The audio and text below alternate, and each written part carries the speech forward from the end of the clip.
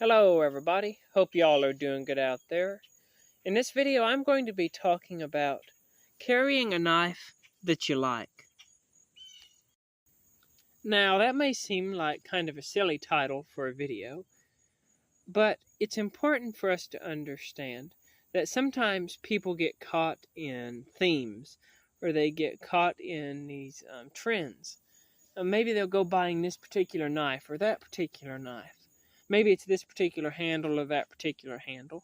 Everybody else is buying it and is excited about it, so maybe I ought to go buy it and be excited about it. Now, of course, there's nothing wrong with that. But in this video, what I'm going to be saying is, from the time that I've been buying knives, repairing knives and such, I've learned the knives you ought to buy are the knives that you really like. Now, this is purely subjective. This knife right here, this is a Buck 112. This is a good knife. It's lightweight. It's American made. It's got a good look to it. It's got a pocket clip on it. It's got a good back lock, got a thumb stud. It's one-hand opening. This is a great knife. But I don't really like it. It's not that there's anything really wrong with this knife. It's just that it doesn't suit me. It doesn't fit me. And that's what you're going to learn as you look at knives and as you collect knives, is buy knives that you like and knives that suit you. There's a ton of variety in the knife world. Buy the knives that you like, that fit you, that suit you. Knives you're going to enjoy. Knives you're going to carry. Over time, you're also going to learn the patterns that you like. For instance, this was my first mini copper lock I ever got. And this is the first case canoe I ever got. But I got these patterns, I used them, and these are two of the favorites in the case knife world. People absolutely love the mini copper lock. Single-bladed knife, thin, it's a locking blade. It's got a nice, cool design to it, beautiful swedging on the blade, a long nail pull. Really neat knife, but for some reason, I just don't much like it. I don't like the way it sits in my hand, and so I've only got one of these. I had another one, but I traded it off. Same thing with this canoe. The canoe is a classic pattern. It's a great knife, and I like it, but it's not my favorite by any means. It's really neat, especially the ones that, some of these have an etch of a canoe on the blade itself. This is a really neat knife, really beautiful knife, but it's not one of my favorites. I've learned that the canoe is just not one of the patterns that suits me personally. On the other hand, I found that the Sodbuster Jr., I didn't know what to think of it the first time I got one. First one I ever got was a yellow CV from 2020, I believe. But either way, I didn't know what to think of it right off the bat, not having bolsters and having such a unique style for the blade and the tip. I didn't know what to think of it, but I've grown to really like it.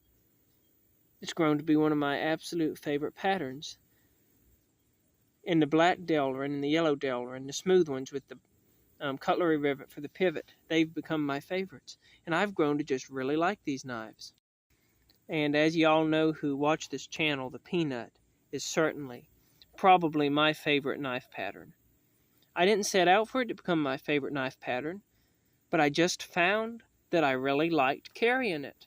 It's a knife I really enjoyed. Now, some other people won't like the Peanut. That's perfectly fine. Some won't like the Sodbuster Jr. That's perfectly fine. Some will really love the canoe, the mini copper lock. That's good. That's the variety in the knife world that makes it interesting. Carry a knife you really like. So, what about handle materials? This right here is a 1940 to 1964 Case 47 pattern Stockman. This is a genuine stag knife. Is this knife better than this knife right here? Is this stag knife better than that knife? It certainly costs more money. What about this? Here's a beautiful mother of pearl 079 sleeve board. This is a really nice knife, but is that knife in any way better than this knife? Again, certainly more valuable, but is it any better? Or for one last example, what about something like this? This is a beautiful amber bone, jigged bone Peanut. Coming in at probably $60 to $62 brand new. Is it any better than this yellow Delrin carbon steel Peanut? This one's about 20 bucks less. Is this bone any better? The point I'm trying to make is no matter the value of a knife, as in handle material, mother of pearl, stag, bone, all more expensive materials over Delrin. No matter the age of the knife, whether it's a 40 to 64, whether it's a 70s case, or whatever it might be, whatever the value is, that doesn't make the knife any better for you. It makes the knife maybe a little more valuable, but if we're carrying a knife, what do we care how valuable the knife is? What matters is, do you like the knife? Carry a knife you like. I have found that in my own collection, it tends to be the cheaper, quote, less desirable knives that I tend to carry the most. Like this Sodbuster Jr., for instance. I would carry this every day, for some reason, over this beautiful corncob jig lizard skin one. I don't know why. I tend to carry that one more.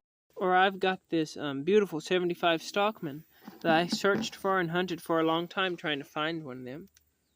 And yet I tend to carry this little bitty medium jack more often. The blade was bent on it. It was rusted when I got it. It was all scratched up. Had to reprofile the tip on the pin blade. Yet I enjoy this knife, and I tend to carry this little knife more. And what about the yellow Delrin? I carry it more than this beautiful chestnut bone trapper. So, out of these knives, which one do I like the most? Well, honestly, I like the ones I carry the most. I find that the knives I carry the most are the knives I like the most. And it seems that the knives I carry the most has nothing to do with the value of the knife. It has to do with the individual particular knife. And these particular three are some of my favorites. That's for sure. They're not the most expensive. They weren't in the best shape when I got them. But I like them. There are so many different knife patterns, knife materials, and such out there. What we ought to do is we ought to find the one we really like and carry and enjoy those. There is something neat about having a knife in your pocket that you really like. When you get to use it, you're not just cutting open a box. You're not just opening a letter. You're not just sharpening your pencil. You get to take it out, and you enjoy pulling it out of your pocket, opening it up, and using it. Carry a knife you like. There are so many different options out there. It would be silly to carry a knife you didn't like. So, carry the knife you like. Don't carry the knife that's the most popular, or the knife that's the most valuable, or the knife that's the coolest. Carry the knife that you like the most, the knife you enjoy having in your pocket, the knife that, when you get up, you're excited to put in your pocket. I have often figured out which knife I like the most by which knife I start wishing was in my pocket. I might get up in the morning and put something in my pocket like this beautiful vintage case copperhead. But while I'm carrying this around, every time I reach into my pocket to grab it to cut something, I find myself wishing that it was this little knife right here I found beat up and all dirty, needing cleaned and polished and straightened out and sharpened. Found this at a knife meet, I guess what you call it. And didn't pay much for this one at all. But found it there, and this is the one I keep thinking of and thinking, I wish I had that in my pocket instead. It may not be worth as much monetary-wise. May not have a lot of people out there who want to collect it or want to trade me for it. But I like it. So that's what matters. Carry the knife you like. If it has a ding in the case shield, that doesn't matter. If it has a little pit on the blade where some battery acid has come into contact with it before you got it, that doesn't matter either. Maybe the tip's been reprofiled before. Maybe one of the blades was bent and was straightened out by a redneck with a 4-pound dead blow hammer and an anvil. What does that matter? Maybe there's indentions on the handle where somebody kept using it to open up their favorite soda pop. Again, that simply doesn't matter. Maybe it had the worst rust on it you'd ever seen on a stainless steel case knife, and you buffed it off and now it has a little pitting left. Is that a big deal? Doesn't matter a bit. All that really matters in the end is that you like to carry it, and you enjoy using it. Pull your knife out, use it, sharpen it up, Pull it out at your family get-together. Chop up a whole bunch of fresh-grown potatoes and onions, and fry up some potatoes. Cook some beans. Make some cornbread. Cut up the potatoes and the onions with your knife, and slice the cornbread with it too. Let it develop a nice patina. Then put it back, wipe it off, put it back in your pocket. Enjoy it. Come home. Sharpen it up. Don't take much to sharpen these. Get you a ceramic rod and touch them up. Put a little bit of oil on them. If they get super dirty, put them in the sink. Wash them out real good with some soap. Take them out. Dry them off good. Put them back in your pocket. Carry them some more. When the bolsters get scratched up, as they certainly will, and the handle gets dull, get you some polish. Put it on a rag and wipe it onto your knife. If you want to get it ultra shiny, take a small drill press and put a cloth wheel on it. Let it set on there just a minute to set up a little bit and to soak in. Then wipe it off. Or you can just use a rag like I'm doing.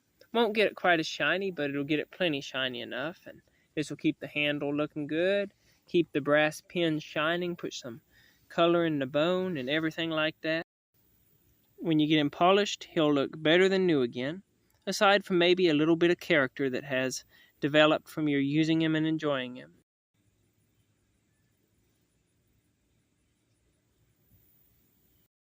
If your knife has a little bit of gap between the back spring and the liner, what does it matter? That ain't going to make a difference while you're cutting your cornbread, slicing your turkey sandwich, or spreading on some mustard. If your pivot gets loose, pinch it in a vise. If the pin protrudes, peen it. After that, if you want it to look good, sand it down smooth and flat with the bolster. If there's sanding marks on the bolster, why, buff it out on a buffer, and it'll look brand new again. Use it and enjoy it. If it needs repaired, figure out how to repair it, put it back in your pocket, carry it for another 10 years. If it's a big knife you like this one right here, put it in your back pocket, carry it with you. If it's a medium-sized knife, why, put it in your front pocket, take it with you. If it's a small little knife, put it in your fifth pocket and carry it that way if you have one.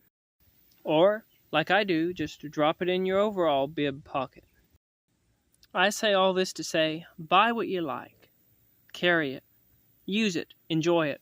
If it breaks or wears out, learn how to fix it. If you can't fix it, send it off to Case. They'll fix it for a decent price, or sometimes even warranty it for free when I've sent them back.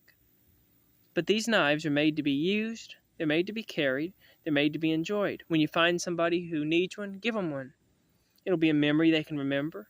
It'll be something they can enjoy and something they can carry. Let's not get so caught up in the trends that we forget to carry and to enjoy what we like to carry and what we like to enjoy. Carry what you carry. Enjoy what you carry.